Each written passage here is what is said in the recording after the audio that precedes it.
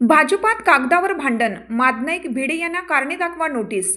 निंबाळकरांना काँग्रेस स्वाभिमानीबरोबर युतीचे अधिकार कोणी दिले? नगरपालिका निवडणुकीच्या पार्श्वभूमीवर शिरोळ तालुक्यात भारतीय जनता पार्टी अंतर्गत वाद उफाळून आलाय.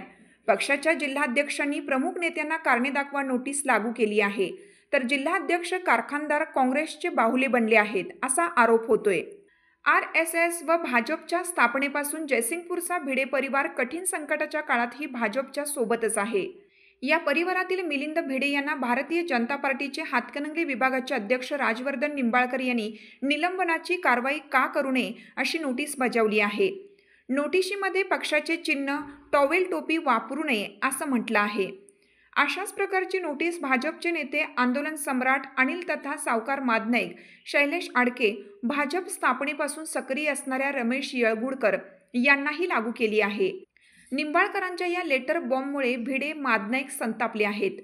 भिडे म्हणाले, निंबाळकरांना काँग्रेस आणि स्वाभिमानी बरोबर जाण्याचे कोणी अधिकार दिले? स्वाभिमानी देशाचे पंतप्रधान नरेंद्र मोदी, मुख्यमंत्री देवेंद्र फडणवीस यांच्यावर आग ओकत आहेत. काँग्रेसने जयसिंगपुरात भाजपला देशातून संपवणार अशी भूमिका घेतली आहे. त्यांच्यासोबत आमच्या पक्षाचे जिल्हाध्यक्ष जात आहेत. प्राथमिक शाळेत असताना मला भाजपची शिस्त समजली आहे.